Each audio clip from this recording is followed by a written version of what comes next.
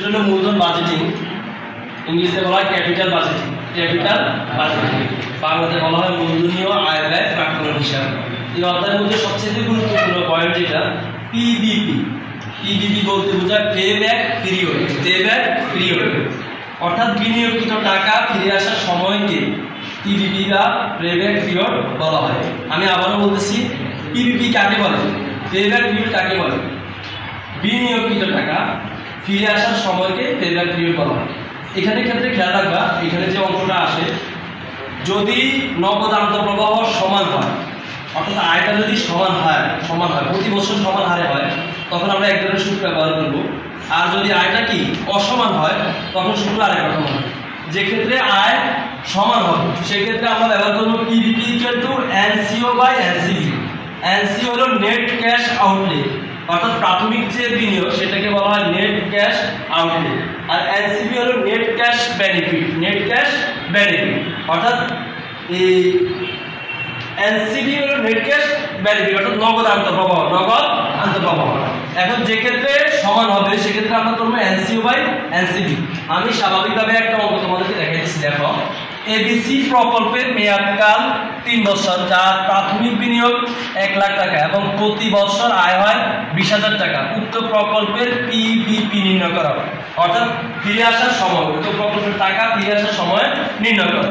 এখানে খেয়াল করো, পিবিপির মান সবসময় সময় হবে, উত্তর যা হবে আমরা লিখবো সময়, লিখবো কি লিখবো বলো, বছর, অর্থাৎ বছর লিখবো, কি লিখবো বলো, বছর লিখবো।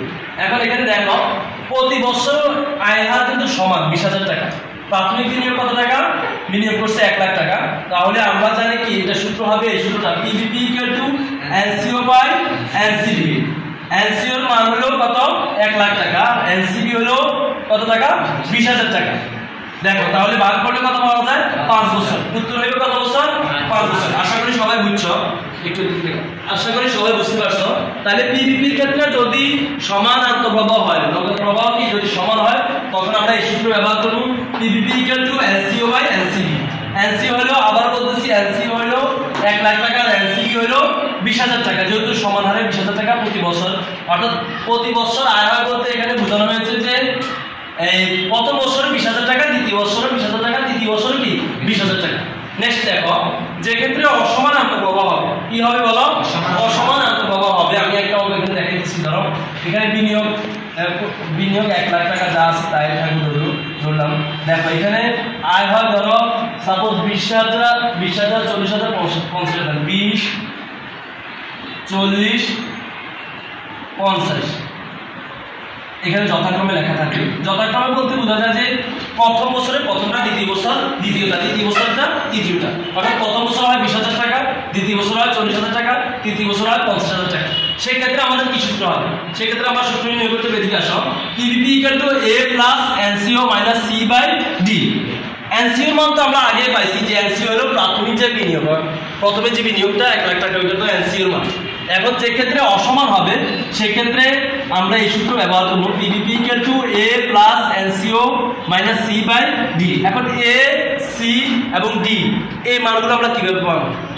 দেখো এই জন্য আমাদেরকে কিউমুলেটিভ বাইর করতে হবে, অর্থাৎ ক্রমযোজিত বাইর করতে হবে। তোমরা যেহেতু পরিসংখ্যানের নাম করছো বুঝতে পারবা, প্রথম বছর, দ্বিতীয় বছর, প্রথম আমরা বছরের ক্রম, এরপর নগদ আন্তঃপ্রবাহ, ক্রমযোজিত নগদ আন্তঃপ্রবাহ। দেখো এখানে নগদ আন্তঃপ্রবাহ যেগুলো, দেখো 20,000 টাকা, 40,000 টাকা, 50,000 টাকা আমরা এখানে শুরু করছি, 20, 40, 50। 20,000 টাকা 20,000 টাকা হবে, এই 20 আর 40 কত? 60,000 টাকা, 60 আর 50 1,10,000 টাকা। আশা করি তোমরা বুঝতে পারছো এটা। দেখো এখন আমাদের খেয়াল রাখতে হবে যে প্রাথমিক বিনিয়োগটা কত টাকা? 1 লাখ টাকা। প্রাথমিক বিনিয়োগ কত? 1 লক্ষ টাকা। আমাদের খেয়াল করতে হবে ক্রমযোজিত নগদ আন্তঃপ্রবাহের মধ্যে 1 লাখ টাকা পৌঁছে কোন জায়গায়? 1 লাখ টাকা থেকে ওভারটেক করা যাবে না, কাছাকাছি নিচেটা নেওয়া যাবে। দেখো এখানে প্রথমে আমরা 20,000, এরপর 60,000, এরপর 1,10,000, যেহেতু ওভারটেক করা যাবে না, 1,10,000 নেওয়া যাবে না, তো আমরা কত পাইছি? 60,000। এটা সি, এটা কি বলো? সি। এই বরাবর যেটা সেটা হলো এ, সি বরাবর যে বছর সেটা হলো কি? এ। নগদ আন্তঃপ্রবাহ এর পরবর্তী বছরে যেটা সেটা হলো ডি, সেটা কি বলো? ডি। তাহলে এর মান পাইছি, এ কত? 2, সির মান কত বলো? 60,000 টাকা, আর ডি মান কত? 50,000 টাকা।